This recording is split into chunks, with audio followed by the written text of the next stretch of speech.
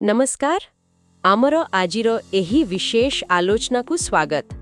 आज आमे दशम श्रेणी जीव विज्ञान बहिर गोटिए बहुत गुरुत्वपूर्ण अध्याय भितर को जीवा जहार ना हेउछि श्वसन।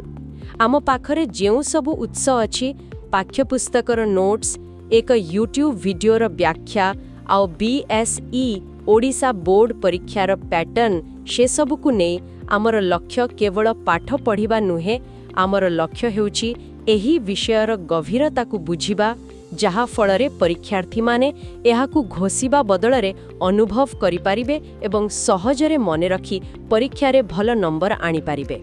निश्चित भावरे कारण शोषण शब्द शुणिले आम मुंड को केवल निश्वास नेबा आउ छाड़िबा कथा आसे, किंतु प्रकृत खेल तो आम शरीरर कोटी कोटी कोश भितरे चली थाए।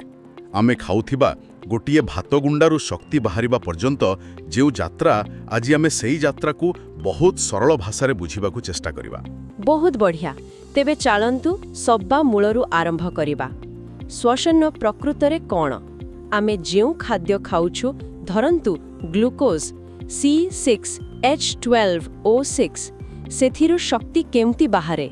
एहा कोण गोटे प्रकारर दहन प्रक्रिया?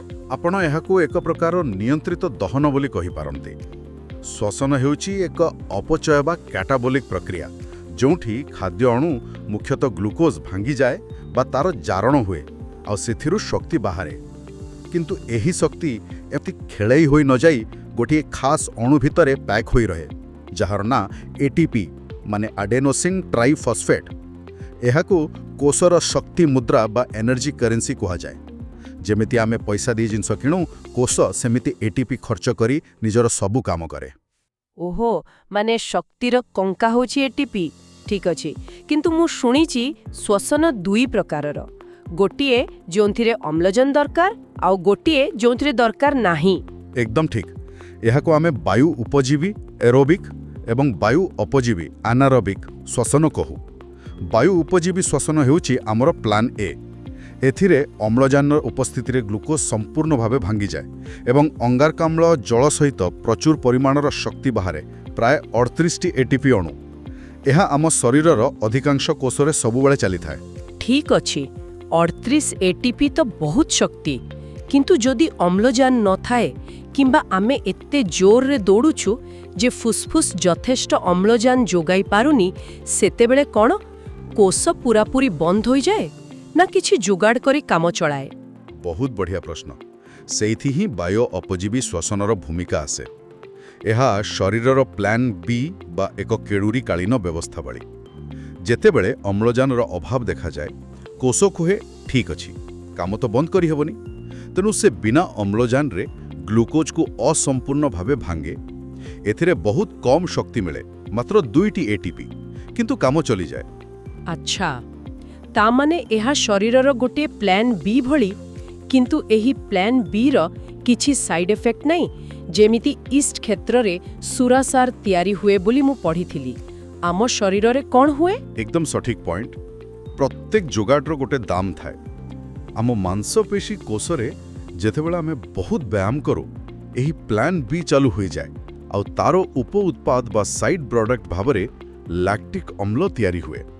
एही लैक्टिक अम्ल मांसपेशी रे जमा हेबा जोगु ही आमको जंत्रणा हुए बा बाकुला मारे, जहाको आमे मसल क्रैम्प कहो। ओहो, एबे पूरा कथाटा स्पष्ट हैला।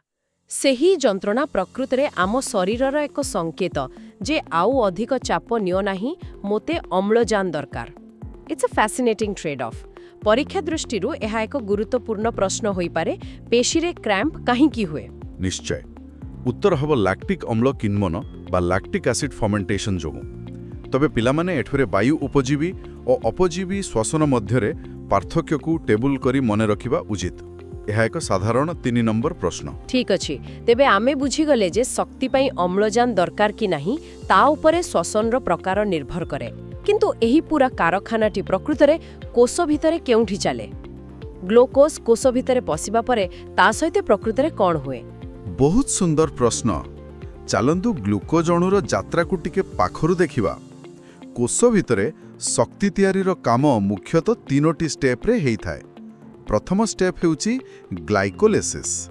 ग्लाइकोलिसिस ଏହାର ମାନେ କ'ଣ ଆଉ ଏହା କେଉଁଠି ହୁଏ? ଗ୍ଲାଇକୋ ମାନେ ଗ୍ଲୁକୋଜ୍ ଆଉ ଲିସିସ୍ ମାନେ ଭାଙ୍ଗିବା, ତେଣୁ ଏହା ହେଉଛି ଗ୍ଲୁକୋଜ୍ ଭାଙ୍ଗିବାର ପ୍ରକ୍ରିୟା। ଗ୍ଲାଇକୋଲିସିସ୍କୁ ଆପଣ ପ୍ରାରମ୍ଭିକ ପ୍ରସ୍ତୁତି ବା ପ୍ରେପ୍ ୱାର୍କ ବୋଲି ଭାବିପାରନ୍ତି। ଏହା କୋଷ ଜୀବକ ବା ସାଇଟୋପ୍ଲାଜମରେ ହୁଏ। ଏଠାରେ 6 କାର୍ବନ ଥିବା ବଡ଼ ଗ୍ଲୁକୋଜ୍ ଅଣୁକୁ କାଟି 2ଟି ଛୋଟ 3 କାର୍ବନ ଥିବା ପାଇରୁବିକ୍ ଅମ୍ଳ ପାଇରୁବିକ୍ ଏସିଡ୍ ଅଣୁରେ ପରିଣତ କରାଯାଏ। ଏହା କରିବାର ମୁଖ୍ୟ କାରଣ ହେଉଛି ବଡ଼ ଗ୍ଲୁକୋଜ୍ ଅଣୁ ଶକ୍ତି କାରଖାନାର ମୁଖ୍ୟ ମେସିନ୍ ଭିତରକୁ ଯାଇପାରିବ ନାହିଁ, କିନ୍ତୁ ଏହି ଛୋଟ ପାଇରୁବିକ୍ ଅମ୍ଳ ଅଣୁ ସହଜରେ ଯାଇପାରିବ।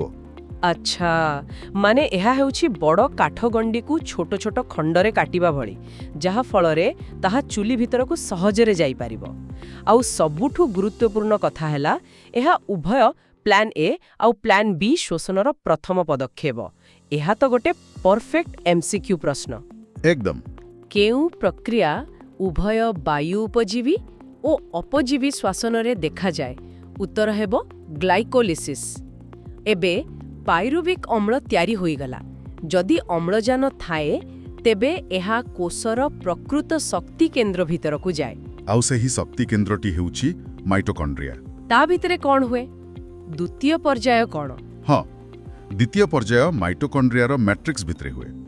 ଆଉ ତାର ନାଁ ହେଉଛି ସାଇଟ୍ରିକ୍ ଏସିଡ୍ ଚକ୍ର, ବା ଏହାର ଆବିଷ୍କାରକ ହନ୍ସ କ୍ରେବ୍ସଙ୍କ ନାମ ଅନୁସାରେ କ୍ରେବ୍ସ ଚକ୍ର, କ୍ରେବ୍ସ ସାଇକେଲ।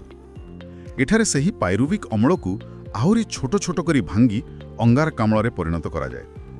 ଏହି ପ୍ରକ୍ରିୟାରେ କିଛି ଶକ୍ତି ବାହାରେ, କିନ୍ତୁ ତାହା ସିଧାସଳଖ ବେଶୀ ଏଟିପି ତିଆରି କରେନି। ତାହେଲେ ସେ ଶକ୍ତି ଯାଏ କୋଡ଼େ? ଏଇଠି କଥାଟା ମଜାଦାର। ଭାବି ନିଅନ୍ତୁ, NADH2 ଓ FeDH2 ନାମକ 2ଟି ଅଣୁ ରହୁଛନ୍ତି ପାୱାର ବ୍ୟାଙ୍କ ବା ଚାର୍ଜ ହୋଇଥିବା ବ୍ୟାଟେରୀ ଭଳି। କ୍ରେବ୍ସ ଚକ୍ରରେ ବାହାରୁଥିବା ଶକ୍ତିକୁ ଏହି 2ଟି ପାୱାର ବ୍ୟାଙ୍କ ଧରିକି ରଖନ୍ତି। ସେମାନେ ଶକ୍ତିକୁ ନିଜ ଭିତରେ ଷ୍ଟୋର କରି ଶେଷ ପର୍ଯ୍ୟାୟକୁ ନେଇଯାଆନ୍ତି, ଯେଉଁଠି ସେମାନଙ୍କୁ ପ୍ଲଗ୍ ଇନ୍ କରି ପ୍ରକୃତ ଏଟିପି ତିଆରି ହୁଏ। ବାଃ, ଏହି ଆନାଲୋଜି ତ ବହୁତ ସହଜ କରିଦେଲା। ତାହେଲେ କ୍ରେବ୍ସ ଚକ୍ରର ମୁଖ୍ୟ କାମ ହେଉଛି ଏହି ପାୱାର ବ୍ୟାଙ୍କଗୁଡ଼ିକୁ ଚାର୍ଜ କରିବା। ଆଉ ଶେଷ ପର୍ଯ୍ୟାୟ, ଯେଉଁଠି ସବୁଠୁ ଅଧିକ ଶକ୍ତି ମିଳେ, ସେଇଠି ଏହି ପାୱାର ବ୍ୟାଙ୍କଗୁଡ଼ିକ ଡିସଚାର୍ଜ ହୁଅନ୍ତି। ଏକ୍ଜାକ୍ଟଲି। ସେହି ଶେଷ ପର୍ଯ୍ୟାୟର ନାଁ ହେଉଛି ଇଲେକ୍ଟ୍ରନ୍ ପରିବହନ ସଂସ୍ଥା, ଇଲେକ୍ଟ୍ରନ୍ ଟ୍ରାନ୍ସପୋର୍ଟ ସିଷ୍ଟମ, ETS। ଏହା ମାଇଟୋକଣ୍ଡ୍ରିଆର ଭିତର ଝିଲ୍ଲି ବା ଇନୋମାଇଟୋକଣ୍ଡ୍ରିଆଲ ମେମ୍ବ୍ରେନ୍ ଉପରେ ଘଟିଥାଏ। ଏହା ହେଉଛି ଶକ୍ତି ଉତ୍ପାଦନର ଫାଇନାଲ ଷ୍ଟେଜ୍। ଏଠାରେ ସେହି ଚାର୍ଜ ହୋଇଥିବା NADH2 ଓ FeDH2 ପାୱାର ବ୍ୟାଙ୍କଗୁଡ଼ିକ ନିଜେ ଶକ୍ତି ଦିଅନ୍ତି, ଆଉ ସେହି ଶକ୍ତି ବ୍ୟବହାର କରି ଗୋଟିଏ ମେସିନ୍ ଭଳି ପ୍ରଚୁର ମାତ୍ରାରେ ATP ତିଆରି ହୁଏ। ଆଉ ଆମେ ନିଶ୍ୱାସରେ ନେଉଥିବା ଅମ୍ଳଜାନର ପ୍ରକୃତ କାମ କ'ଣ ଏଇଠି ଆସେ? ହଁ, ଅମ୍ଳଜାନ ହେଉଛି ଏହି ପୁରା ଖେଳର ହିରୋ। ETSରେ ଯେତେବେଳେ ପାୱାର ବ୍ୟାଙ୍କରୁ ଶକ୍ତି ବାହାରିଯାଏ, ଶେଷରେ କିଛି ବଳକା ଇଲେକ୍ଟ୍ରନ୍ ରହିଯାଏ। ସେହି ଇଲେକ୍ଟ୍ରନ୍ଗୁଡ଼ିକୁ ଯଦି କେହି ଗ୍ରହଣ ନ କରେ, ତେବେ ପୁରା ସିଷ୍ଟମ ଜାମ୍ ହୋଇଯିବ। ଅମ୍ଳଜାନ ସେହି ଶେଷ ଇଲେକ୍ଟ୍ରନ୍କୁ ଗ୍ରହଣ କରି ଜଳ ବା H2O ତିଆରି କରିଦିଏ, ଆଉ ପୁରା ଲାଇନ୍ କ୍ଲିୟର କରିଦିଏ। ସେଥିପାଇଁ ଅମ୍ଳଜାନ ବିନା ଏତେ ପରିମାଣର ଶକ୍ତି ଉତ୍ପାଦନ ଅସମ୍ଭବ। ବର୍ତ୍ତମାନ ପୁରା ଚିତ୍ର ସ୍ପଷ୍ଟ ହୋଇଗଲା। ଗ୍ଲାଇକୋଲିସିସ୍ ହେଲା ପ୍ରେପ୍ କିଚେନ୍, କ୍ରେବ୍ସ ଚକ୍ର ହେଲା ପାୱାର ବ୍ୟାଙ୍କ ଚାର୍ଜିଂ ଷ୍ଟେସନ, ଆଉ ETS ହେଲା ମୁଖ୍ୟ ପାୱାର ପ୍ଲାଣ୍ଟ। ଆଉ ଏହି 2ଟି ଗୁରୁତ୍ୱପୂର୍ଣ୍ଣ କାମ ମାଇଟୋକଣ୍ଡ୍ରିଆରେ ହେଉଥିବାରୁ ତାକୁ କୋଷର ଶକ୍ତି କେନ୍ଦ୍ର ବା ପାୱାର ହାଉସ୍ କୁହାଯାଏ। ଏହା ଏକ ପରଫେକ୍ଟ MCQ ପ୍ରଶ୍ନ। ଶକ୍ତି କେନ୍ଦ୍ର କିଏ ଆଉ ଶକ୍ତି ମୁଦ୍ରା କିଏ? ପରୀକ୍ଷାର୍ଥୀମାନେ ଏହି 2ଟି ଭିତରେ ଦ୍ୱନ୍ଦ୍ୱରେ ପଡ଼ିପାରନ୍ତି। ଠିକ୍ କହିଲେ। ଶକ୍ତି ମୁଦ୍ରା ହେଉଛି ATP ଆଉ ଶକ୍ତି କେନ୍ଦ୍ର ହେଉଛି ମାଇଟୋକଣ୍ଡ୍ରିଆ। ଏହି 2ଟିକୁ ସ୍ପଷ୍ଟ ଭାବେ ମନେ ରଖିବାକୁ ହେବ। ଆମେ ତ କୋଷ ଭିତରେ ବହୁତ ଗଭୀରକୁ ଗଲଣି। ଚାଲନ୍ତୁ ଟିକେ ଜୁମ୍ ଆଉଟ୍ କରିବା। ଗୋଟିଏ ଗଛ ବା ଗୋଟିଏ ମାଛ, ଏମାନେ ସମସ୍ତେ ନିଜ ପରିବେଶରୁ ଏହି ଜରୁରୀ ଅମ୍ଳଜାନ କେମିତି ପାଆନ୍ତି? ଜୀବଜଗତରେ ଏହାର ବହୁତ ବିବିଧତା ଦେଖିବାକୁ ମିଳେ। ଉଦ୍ଭିଦମାନଙ୍କ କଥା ଦେଖନ୍ତୁ, ସେମାନଙ୍କର ଆମ ଭଳି ଫୁସ୍ଫୁସ୍ ନାହିଁ। ସେମାନେ ମୁଖ୍ୟତଃ ବିସରଣ ପ୍ରକ୍ରିୟାରେ ଗ୍ୟାସ୍ ବିନିମୟ କରନ୍ତି। ପତ୍ରରେ ଥିବା ଛୋଟ ଛୋଟ ଛିଦ୍ର, ଯାହାକୁ ଷ୍ଟୋମାଟା କୁହାଯାଏ, ସେହି ବାଟ ଦେଇ ଗ୍ୟାସ୍ର ଆଦାନ ପ୍ରଦାନ ହୁଏ। କିନ୍ତୁ ଦିନବେଳେ ତ ସେମାନେ ଆଲୋକଶ୍ଳେଷଣ କରନ୍ତି, ଯେଉଁଥିରେ ସେମାନେ ଅଙ୍ଗାରକାମ୍ଳ ନିଅନ୍ତି ଆଉ ଅମ୍ଳଜାନ ଛାଡ଼ନ୍ତି। ସେତେବେଳେ ଶ୍ୱସନ କେମିତି ହୁଏ? ଏହା ଏକ ଭଲ ପ୍ରଶ୍ନ। ଦିନବେଳେ ଉଦ୍ଭିଦ ଭିତରେ ଦୁଇଟି ଯାକ ପ୍ରକ୍ରିୟା ଏକା ସାଙ୍ଗରେ ଚାଲେ। ଶ୍ଵସନରେ ଯେଉଁ ଅଙ୍ଗାରକାମ୍ଳ ବାହାରେ ତାର ଅଧିକାଂଶ ଭାଗ ଆଲୋକଶ୍ଳେଷଣରେ ବ୍ୟବହୃତ ହୋଇଯାଏ, ଆଉ ଆଲୋକଶ୍ଳେଷଣରେ ଯେଉଁ ଅମ୍ଳଜାନ ବାହାରେ ତାର କିଛି ଅଂଶ ଶ୍ଵସନରେ ବ୍ୟବହାର ହୁଏ। ତେଣୁ ଏକ ସୁନ୍ଦର ସନ୍ତୁଳନ ରହିଥାଏ। ଉଦ୍ଭିଦମାନଙ୍କର ତ ଏକ ସରଳ ସିଷ୍ଟମ ଅଛି, କିନ୍ତୁ ପ୍ରାଣୀମାନେ ତ ଚାରିଆଡ଼େ ବୁଲନ୍ତି। ସେମାନଙ୍କର ଶକ୍ତି ଆବଶ୍ୟକତା ବହୁତ ବେଶୀ। ସେମାନେ ଏହି ଗ୍ୟାସ୍ ଆଦାନ ପ୍ରଦାନ କାମଟିକୁ କିପରି କରନ୍ତି? ପ୍ରାଣୀମାନଙ୍କ କ୍ଷେତ୍ରରେ ବିବର୍ତ୍ତନ ଅନୁସାରେ ଭିନ୍ନ ଭିନ୍ନ ଶ୍ୱାସଙ୍ଗ ବିକଶିତ ହୋଇଛି। ଯେପରିକି ଜିଆ ନିଜର ଓଦା ଚର୍ମ ଦ୍ୱାରା ଶ୍ୱାସକ୍ରିୟା କରେ। ଅସରପା ଭଳି କୀଟପତଙ୍ଗଙ୍କ ଶରୀରରେ ଶ୍ୱାସରନ୍ଧ୍ର ବା ଟ୍ରାକିଆ ନାମକ ଏକ ନଳୀର ନେଟୱାର୍କ ଥାଏ, ଯାହା ସିଧାସଳଖ କୋଷ ପାଖକୁ ବାୟୁ ପହଞ୍ଚାଏ। ମାଛ, ଚିଙ୍ଗୁଡ଼ି ପରି ଜଳଚର ପ୍ରାଣୀମାନେ ଗିଲ୍ସ ସାହାଯ୍ୟରେ ପାଣିରେ ମିଶିଥିବା ଅମ୍ଳଜାନକୁ ଛାଣି ନିଅନ୍ତି, ଆଉ ଆମ ଭଳି ସ୍ଥଳଚର ମେରୁଦଣ୍ଡୀ ପ୍ରାଣୀ ଫୁସ୍ଫୁସ୍ ବ୍ୟବହାର କରନ୍ତି।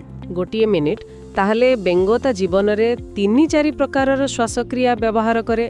ଯେତେବେଳେ ସେ ବେଙ୍ଗ ଫୁଲା ଥାଏ ପାଣିରେ ଗାଲି ଦ୍ୱାରା, ବଡ଼ ହେଲା ପରେ ମାଟି ତଳେ ଶୀତ ସୁପ୍ତି ସମୟରେ ଚର୍ମ ଦ୍ୱାରା, ଆଉ ବାହାରେ ସାଧାରଣତଃ ଫୁସ୍ଫୁସ୍ ଏବଂ ମୁଖ ଗହ୍ୱର ଦ୍ୱାରା। ଏହା ତ ସତ୍ୟ ଯେମିତି ଏକ ବାୟୋଲୋଜିକାଲ ସ୍ୱିସ୍ ଆର୍ମି ନାଇଫ୍। ଏବଂ ବହୁତ ସୁନ୍ଦର ତୁଳନା। ଏହା ହିଁ ତାର ଉଭୟଜର ପ୍ରକୃତିର ସବୁଠୁ ବଡ଼ ପ୍ରମାଣ। ଏହା ଦର୍ଶାଏ ଯେ ଜୀବମାନେ ନିଜ ପରିବେଶ ସହ ଖାପ ଖୁଆଇବା ପାଇଁ କିପରି ଅଦ୍ଭୁତ ଉପାୟ ବାହାର କରିଛନ୍ତି। ଏହି ଉଦାହରଣଗୁଡ଼ିକ MCQ ପାଇଁ ବହୁତ ଗୁରୁତ୍ୱପୂର୍ଣ୍ଣ।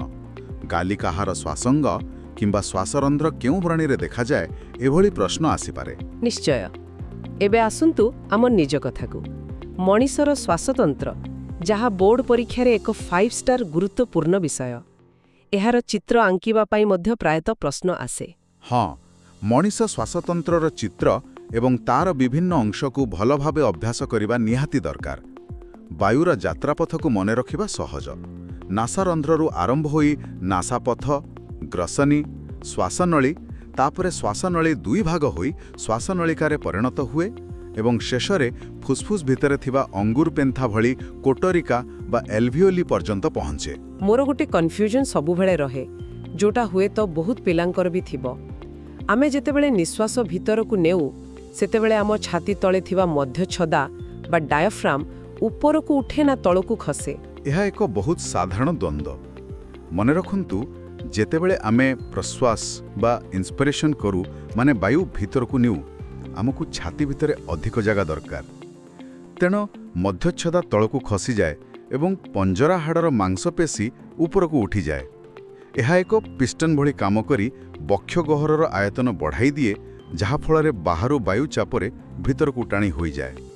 ଆଉ ନିଶ୍ୱାସ ବା ଏକ୍ସପ୍ରେସନ୍ ସମୟରେ ଠିକ୍ ତାର ଉଲ୍ଟା ହୁଏ। ବାଃ, ଏବେ ବୁଝା ପଡ଼ିଲା। ତାହେଲେ ପ୍ରକୃତ ଗ୍ୟାସୀୟ ବିନିମୟ, ମାନେ ଅମ୍ଳଜାନ ରକ୍ତକୁ ଯିବା ଆଉ ରକ୍ତରୁ ଅଙ୍ଗାରକାମ୍ଳ ବାହାରିବା, ସେଇଟା କେଉଁଠି ହୁଏ? ସେହି କାମଟି ଫୁସ୍ଫୁସ୍ର ସବୁଠୁ ଛୋଟ ୟୁନିଟ୍, ସେହି କୋଟରିକା ବା ଆଲଭିଓଲାଇ ସ୍ତରରେ ହୁଏ।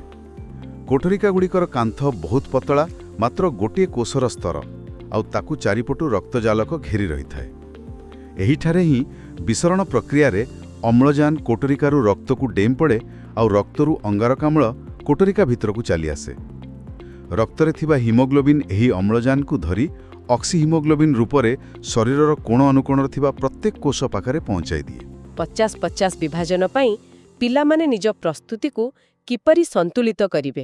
ଏହା ବହୁତ ଗୁରୁତ୍ୱପୂର୍ଣ୍ଣ। ଦୁଇଟି ଯାକ ପାଇଁ ପ୍ରସ୍ତୁତିର ଷ୍ଟ୍ରାଟେଜି ଟିକେ ଅଲଗା। MCQ ପାଇଁ ଛୋଟ ଛୋଟ ସଠିକ୍ ତଥ୍ୟ ଉପରେ ଧ୍ୟାନ ଦେବାକୁ ପଡ଼ିବ। ଯେପରିକି ଗୋଟିଏ ATP ଅଣୁ ଭାଙ୍ଗିଲେ କେତେ ଶକ୍ତି ନିର୍ଗତ ହୁଏ? ଉତ୍ତର 30.5 କିଲୋ ଜୁଲ୍। କିମ୍ବା ଆମ ଗଳାରେ ଥିବା ଟନ୍ସିଲ୍ କେଉଁ ପ୍ରକାରର ଅଙ୍ଗ? ଉତ୍ତର ଲସିକାଭ ଅଙ୍ଗ। ଏଇଭଳି ଛୋଟ ଛୋଟ କିନ୍ତୁ ଗୁରୁତ୍ୱପୂର୍ଣ୍ଣ ତଥ୍ୟ, ଯାହା ବହିର ଧାଡ଼ି ଭିତରେ ଥାଏ, ସେଗୁଡ଼ିକୁ ହାଇଲାଇଟ୍ କରି ପଢ଼ିବ ଦରକାର। ଆଉ ସବଜେକ୍ଟିଭ୍ ବା ଲମ୍ବା ଉତ୍ତରମୂଳକ ପ୍ରଶ୍ନ ପାଇଁ କ'ଣ କରିବାକୁ ହେବ? ସବଜେକ୍ଟିଭ୍ ପାଇଁ କେବଳ ତଥ୍ୟ କାମ ଦେବ ନାହିଁ, ସେଠି ଧାରଣାର ସ୍ପଷ୍ଟତା ଦରକାର। ଯେପରିକି ଯଦି ପ୍ରଶ୍ନ ଆସେ, କୋଷୀୟ ଶ୍ୱାସନର ବିଭିନ୍ନ ପର୍ଯ୍ୟାୟ ବୁଝାଅ, ତେବେ 3ଟି ପର୍ଯ୍ୟାୟକୁ ଅଲଗା ଅଲଗା କରି ବର୍ଣ୍ଣନା କରିବାକୁ ହେବ।